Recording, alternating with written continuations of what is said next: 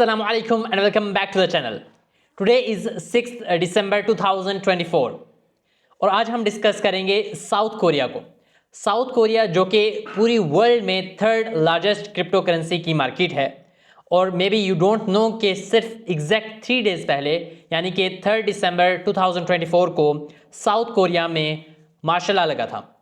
आदो ये बहुत थोड़े टाइम के लिए लगा था बट उसका इफेक्ट हुआ है क्रिप्टो मार्केट के ऊपर भी। हम उसे डिस्कस करेंगे।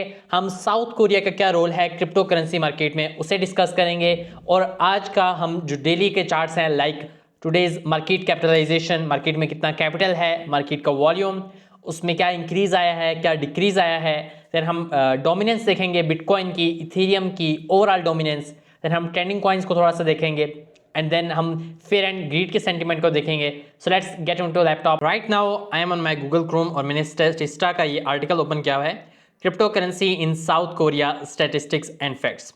ओके, सो ये डेटा ऑलमोस्ट 2017 से 2021 के अकॉर्डिंग है, सो हम उसी हिसाब से देखेंगे। So around 10% of south Korea's population invested in crypto currencies when bitcoin crosses reached an all-time high in the first half of 2021, up more than double from 2017 when the crypto boom first hit the country. So यानी इन्होंने बहुत से पहले time से ही इसमें investment कर चुकी हैं साउथ कोरिया की पॉपुलेशन और almost 10% of south Korea's population. अगर हम बात करें कि ओवरऑल मार्केट में क्या रोल है साउथ कोरिया का, तो South Korea is estimated to be the third biggest crypto currency market in the world, while South Korean crypto exchanges accounted for more than 9% of the global trading volume in August 2021. The Korean won ranks among the top 5 most traded currencies for Bitcoin. So these are all facts जो बताते हैं कि south Korea की economy और south Korea का बहुत बड़ा role है क्रिप्टो करेंसी मार्केट में। अगर हम गवर्नमेंट रेगुलेशंस की बात करें तो bitcoin and other crypto currencies are currently not considered legal tender और financial assets in South Korea. ये 2021 के अकॉर्डिंग है। Yet the market has grown extensively in the last few years. The daily trading volume of cryptocurrencies in April 2021 increased more than 12-fold compared to the previous year and even surpassed the value of shares traded on the stock exchange. यानी कि जो amount stock exchange में share पर invest होती है उससे भी ज़्यादा अमाउंट जो है वो क्रिप्टो में इन्वेस्ट हुई थी 2021 के according. So these all things show कि क्रिप्टो करेंसी का कितना बूम है और कितना ज़बरदस्त रोल है क्रिप्टो मार्केट में साउथ कोरिया का। अब हम बात करते हैं जो करंट इवेंट हुआ है कि मार्शल लॉ लगा है साउथ कोरिया में 3 दिसंबर को। सो उसे हम डिस्कस करते हैं। This is an article from onesafe.io, how martial law in South Korea shook the crypto market. So on December 3rd, President Yoon Suk Yeol declared a martial law. This act was intended to counter what he called anti-state behavior. Like उन्होंने ये देखा कि democracy को या वहाँ की जो government है उसको उन्होंने सही नहीं पाया और उन्होंने एक सडन उन्होंने मार्शल लॉ जो है वो लगा दिया था। बट उसका ये रिजल्ट पड़ा। What were the effects on crypto currency prices and trading. अगर हम देखें तो as a direct consequence of the martial law declaration crypto currency prices on South Korean exchanges revised. Bitcoin dropped over 30% to $62,000 on a bit, with other cryptocurrencies like XRP यानी कि Ripple witnessing an astonishing 56% decline with 30 minutes on Korean won pairs. Global market prices remained stable during this period, causing a $4,000 arbitrage gap that illustrated growing fear among investors. तो investors के around जब भी ऐसा कोई event होता है, ऐसा कोई भी न्यूज़ चलती है या ऐसा कोई भी इवेंट कंट्री में होता है तो इन्वेस्टर्स के अंदर एक फियर का प्रॉब्लम आता है। और जब भी किसी भी इन्वेस्टर्स के अंदर फियर का प्रॉब्लम आ जाता है और फियर का सेंटीमेंट हाई हो जाता है तो वो अपनी अमाउंट विड्रॉ करने लग जाते हैं और जब वो विड्रॉ करने लग जाते हैं तो दैट मीन्स के प्राइस लो हो जाती है, काफ़ी ज़्यादा क्रैश आ जाता है मार्केट में। सो ओवरऑल ग्लोबल मार्केट हमारे पास वहाँ रिमेन रही है सिंपल, बट वहाँ की जो अपनी एक्सचेंजेस हैं वहाँ पर काफ़ी ज़्यादा डिक्रीज आया है। ओके, अगर हम मार्केट रिएक्शंस की बात करें तो local exchanges like Upbit and BitHum faced outages due to the overwhelming traffic. Though the finance ministry pledged unlimited liquidity, it could do too little to stabilize the frantic market. So वहाँ की जो finance ministry है उसने उसके बाद उसमें unlimited liquidity का जो है प्रॉमिस किया और उसके बाद जो है वो चीज़ उन्होंने स्टेबलाइज करने का प्रॉमिस किया था। अब उसके बाद क्या हुआ कि सिर्फ how did law makers respond. So law makers जो थे वहाँ के उन्होंने सडन रिएक्शन दिया और इसके ऊपर बहुत ज़्यादा प्रोटेस्ट हुए और with in 3 to 4 hours resign कर दिया प्रेसिडेंट ने और दोबारा से डेमोक्रेटिक स्टेट में वो आ गया south Korea. It happened last in 1980s। 1980s में मिलिट्री डिक्टेटरशिप थी साउथ कोरिया में और उसके बाद वो ख़त्म हो गई। उसके बाद कभी भी ऐसा नहीं हुआ और ये फर्स्ट इवेंट है टिल देन, जो कि सिर्फ 3 आवर्स ही लास्ट कर सका। अगर हम मार्केट रिकवरी की बात करें कि उसके बाद फिर क्या हुआ कि मार्केट ने रिकवर किया, what happened to pricing after the chaos, तो South Korean crypto market made a swift recovery very next day, यानी कि सिर्फ अगले ही दिन दोबारा से बहुत ज़बरदस्त रिकवरी हो गई। Bitcoin was trading at around 136 million Korean won, recovering from the previous day's low of 116.4 million Korean won. सो 136 यानी 116.4 पर वो आ गया था डाउन और फिर उससे दोबारा वो with in very next day 136 million amount पर पहुंच चुका था। XRP यानी कि रिपल कॉइन वो भी बाउंस बैक हो गया था, जो कि पहले 2800 कोरियन वॉन पर ट्रेड हो रहा था, तो वो भी दोबारा से 3700 पर आ गया था।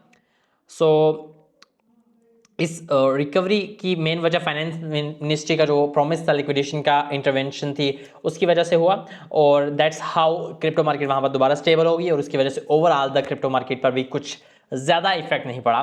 बट स्टिल साउथ कोरिया की कोई भी जो रोल है, साउथ कोरिया का मूव है, वो इससे जो है वो इफेक्ट करता है क्रिप्टो मार्केट को globally. Now let's talk about the total global market cap. उसके वॉल्यूम के बारे में बात करते हैं विद इन 24 आवर्स, उसमें कितना इंक्रीज आया है, कितना डिक्रीज आया है।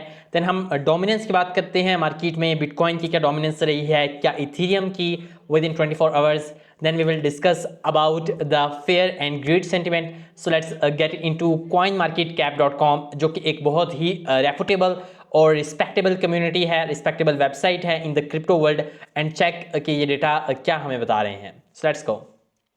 सो अभी हम कॉइन मार्केट कैप के वेबसाइट पर हैं। सो अगर हम ग्लोबल मार्केट कैप की बात करें तो 3.59 ट्रिलियन डॉलर है, आप देख सकते हो यहाँ पर, जो कि 2.89% decrease over the last day है।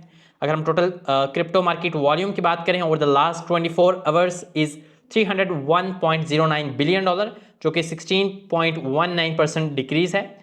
और अगर हम total volume in DeFi is currently 21.71 billion dollar, जो कि 7.121% of the total crypto 24 hour volume बनता है। अगर हम the volume of all stable coins की बात करें तो वो 279.37 बिलियन डॉलर है, जो कि 92.78% of the total crypto market 24 hour volume बनता है।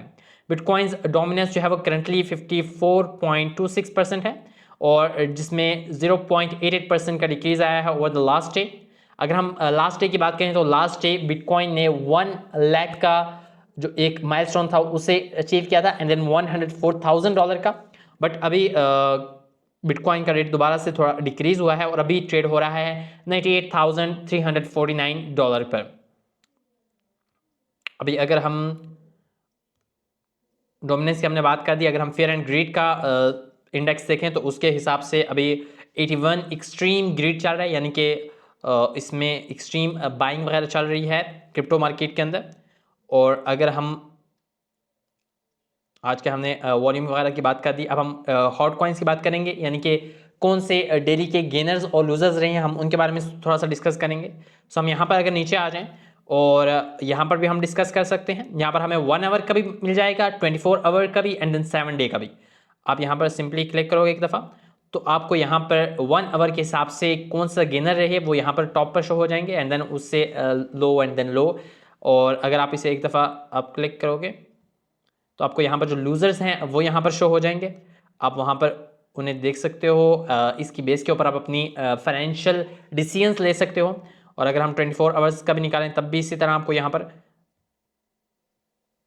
यहाँ पर डेटा सारा मिल जाएगा कि कौन से कॉइन्स लूजर्स रहे हैं पिछले 24 आवर्स में और कौन से गेनर्स रहे हैं। देन हम 7 डे अगर निकालें तो हमें तब भी यहाँ से आइडिया हो जाता है कि 7 डे में कौन से कॉइन्स लूजर्स रहे हैं और कौन से कॉइन्स गेनर्स रहे हैं, इसी तरह लूजर्स और गेनर्स का।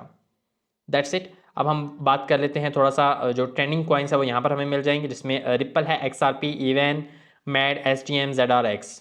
Okay, so this is how. अब अगर आप फर्दर अगर आप यहाँ पर नहीं जाना चाहते तो आप सिंपली यहाँ पर क्रिप्टो करेंसीज पे जाओगे और यहाँ पर गेनर्स एंड लूजर्स का आपको ऑप्शन मिल जाएगा। इसके ऊपर क्लिक करोगे तो आपको यहाँ पर सबसे पहले यहाँ पर गेनर्स यहाँ पर शो हो जाएंगे टॉप पे, अब यहाँ पर देख सकते हो कि यहाँ पर सिर्फ 24 आवर्स का डेटा आपको शो हो जाएगा, 24 आवर्स में कितना इंक्रीज़ आया है, और ये डिक्रीजिंग ऑर्डर में है यहाँ पर।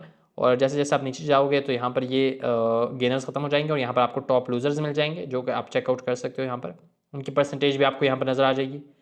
So this is all for today. I hope so you like this video. Don't forget to like, share and subscribe the channel for more crypto updates like this. I hope so you like this video. See you in the next video. Till then, bye. Allah Hafiz.